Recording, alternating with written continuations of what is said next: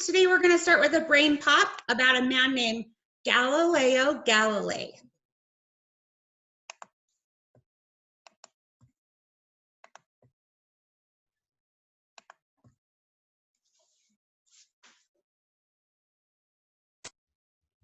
Ah! Please don't sneak up on me.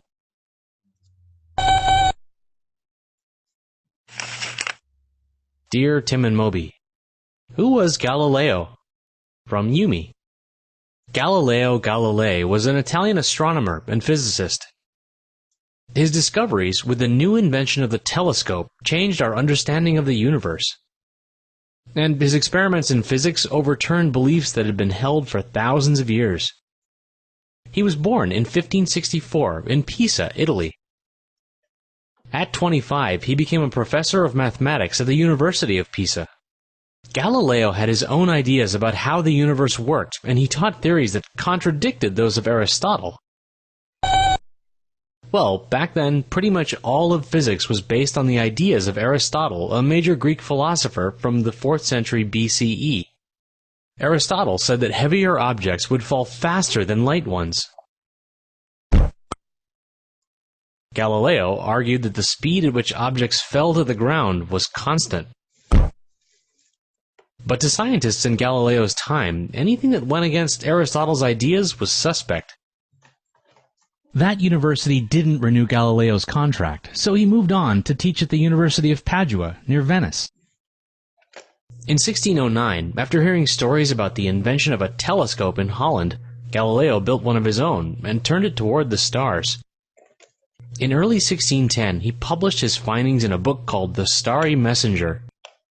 He reported that there were mountains and valleys on the moon, that 4 moons revolved around the planet Jupiter, and that the Milky Way is made up of individual stars.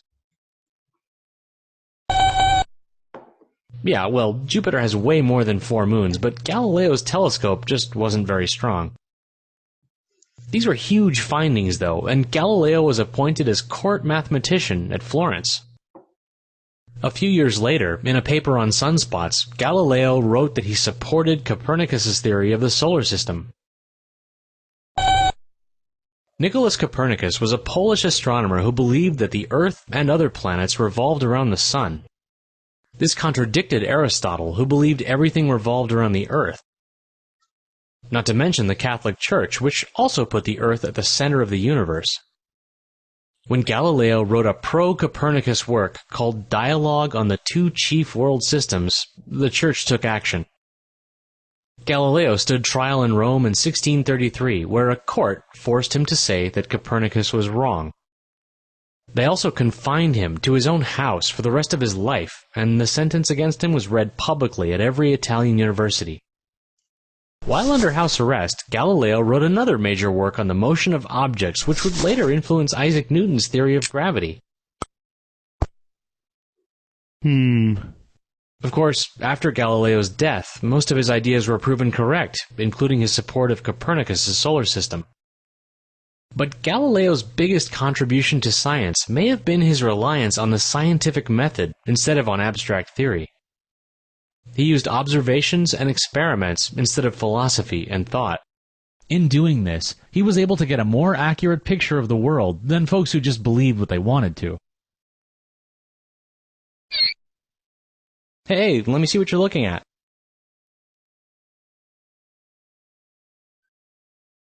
Huh. There's something kind of weird about that.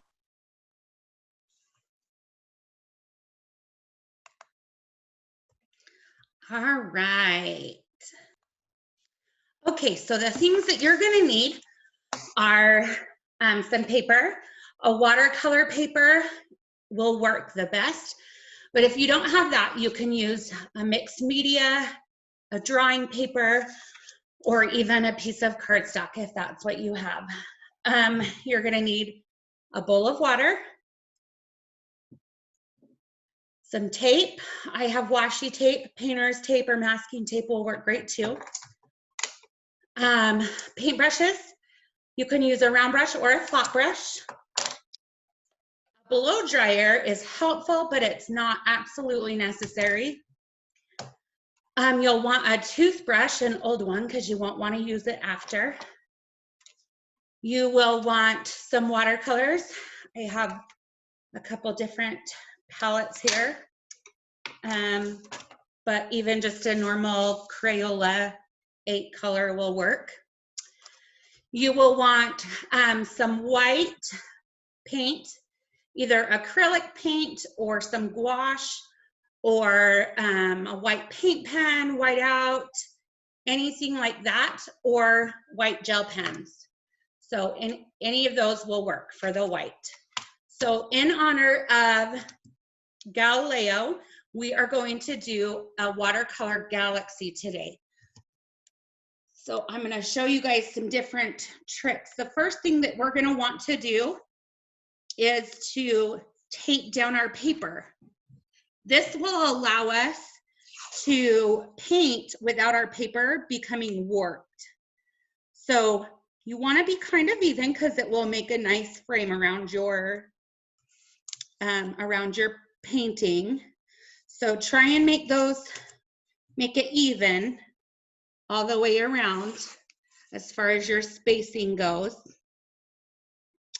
You're going to tape these 4 sides down. Now, if we didn't tape them down, then you would have warping, and our paper would get very lumpy and not lay flat. If you are working on a watercolor block, which means that it's glued down on 2 sides, you can skip this step. You will not need to tape that down. The block holds that down for you. Okay, so I've got that taped down, and we're going to do a wet on wet technique. So I've got my brush, and I'm going to load it up with some water, and I am going to wet my entire surface. So I'm going to just go along. I don't want pools of water. I just want it to be wet. So if I have pools, I need to spread those around. If you start seeing the water puddling up, spread that around so that it is not all in one spot. But you are going to want to put water on the entire paper.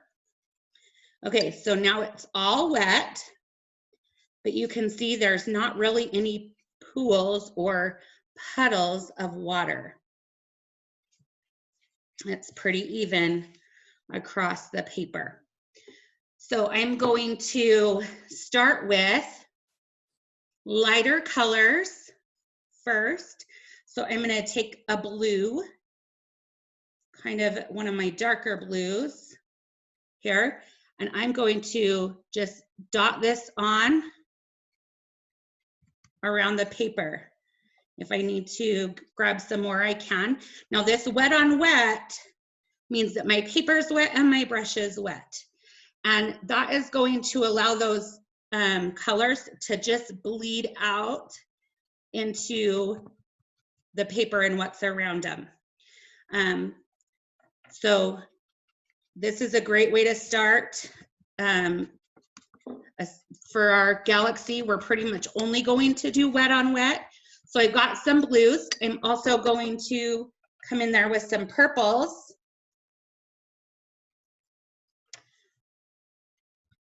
I'll put some purples in, and it's not going to be super dark with this first layer. That is the one thing with watercolors. You are going to want to build up those layers rather than trying to put it all on at once. If you try to put it all on once, you're going to end up with kind of a muddied picture.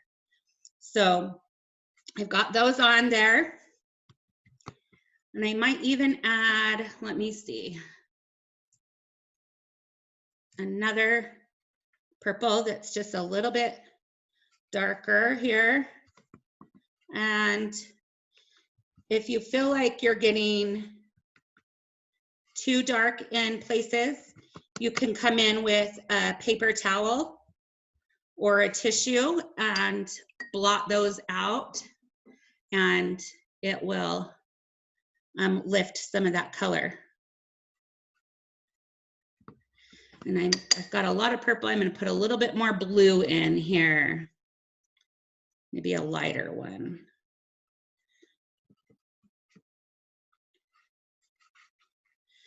And I'm going to just grab a paper towel. All right, so if you decide that you've got too much in, you can just take your paper towel and blot off where you feel like it's too heavy. This is where your blow dryer is going to come in handy. It takes a little while for watercolor to dry, not a long time, but a little while. If you use a blow dryer, then it will dry much faster. Okay, so I just blow dried this paper. So now it's fairly dry, and I'm gonna come back in with another layer of paint. I'm gonna do the same thing, wet on wet. So I'm just gonna wet this again. And you actually don't have to probably wet this. You could probably just go in and do a wet on damp, which would not cover all those white spots. But if you want to still have some of those show, you can blot those again with your paper towel. And my blue is kind of light, a lot lighter than I would like. I'd like a dark indigo color. So I am going to take it and I am going to mix it to create a darker color. So I need to, you can do this on a plate or whatever you need, but you're gonna take your color and some water and put it in, and then the color that you're gonna mix it with, and I'm gonna do it with this deep purple that I've got, and see if that will get me the darker indigo. See, that's pretty purple. So I think I'm gonna add some more blue because I don't want it to be a purple. I want more of an indigo color. So I'm gonna add that in and see. It's still pretty purpley. So you could go with it, or you can try and add some more in. And I think that's a little more what I'm looking for. So I'm gonna go with that. And you're gonna just put this next layer on and make dark spots where you want dark. You can do lighter spots where you want light. You can add some blues. You can even add some pinks or some reds. If that is something that you would like, you can go different shades of blue, different shades of purple. And we're gonna just build up this color until we like it. And these colors should bleed together. That's what that wet on wet will get you, is those colors will bleed into each other and mix real nicely. So I'm gonna pause this again real quick and blow dry this layer. And I want some white right here through the middle, I think. So a lighter spot, not really white, but I'm gonna blow dry this and then we'll add another layer. Okay, I don't know how good you can see this. I'm gonna just lift this up a little bit and see. Can you see the coloring of that? I hope it's not too hard with the glare from filming it. So I've got this dry again. If your paper is starting to tear, then it's too wet and you need to wait for it to dry. Once again, like I said with my other videos, if you are needing to pause it, that's okay. Go ahead and do that. And just turn it back on when you're ready. So I'm gonna add another layer. And I want it darker around the corners. You can do yours how you want, but I like to have it a little bit darker on these corners and kind of go into a lighter galaxy in the center here. So go ahead and add your next layer. And one of the things with watercolors is you have to do it a layer at a time, or a few things happen. One, you can tear your paper if you get, because you get it too wet and get too many colors going. Another thing is you don't get the same effect. It looks very one-dimensional if you don't add them in layers. Where if you do layers, it creates a much nicer effect. But it also takes a little longer and a lot more patience. So do your best. When you feel like you're done, that's great. Just fast forward to the end if I'm not quite there yet. So I'm gonna add a few more layers, same process, probably 2 or 3 more I'll add, and I'll use the same process, and then I'll show you the next step. Okay, so I have all my layers on, and I'm happy with how that's looking. So now I'm gonna take my paint. I'm gonna use some white gouache, but probably something that you'll have more availability of is white acrylic paint. And you're going to put it on your toothbrush, just like that. You don't need a lot, just a little. And you're going to use your finger, and this is where you want to make sure your table is covered. And you're going to just take it and run your finger along it, just like this. And the stiffer the brush is, the better this will work. Hold on just a second. I'm gonna go get a stiffer toothbrush. Okay. See those flecks? The little flecks of white. You can do them. You can do as much as you would like in your sky. And if you're just not getting the right effect, you can come in with a really small white paintbrush, or really small brush with white paint on it. And you can, and maybe you even want to just to add a few bigger stars, a few pops of those. Let me grab my other brush here. So that is what I'm gonna do. I'm just gonna come in with this paintbrush, and I'm just gonna add some bigger ones. And you can even maybe put a tail on them if you'd like. You can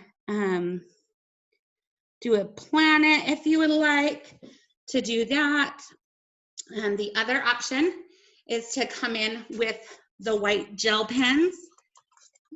I have a few different sizes. I'm going to use a smaller size. You can come in with those and make dots with those, or you can also do like a comet tail with those. They work pretty well for that. These are new, so they're taking a minute to get going. You can make the end there if you want. That part of my paper is not quite dry too, so. And you can do those shooting stars, or maybe you want just like a pop of a star like this. You can add those in. whatever you decide. There's no right or wrong way to do it. It is totally up to you on what you feel like you want for your paper, for your galaxy. Maybe I'm going to put another one right here.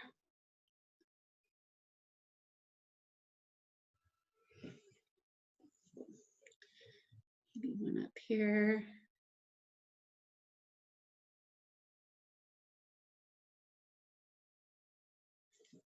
All right, and then the last thing, you're gonna sign your paper and date it with the year. All right. I would love to see your finished galaxies. Send me a picture, and I hope you guys had fun doing this. See ya.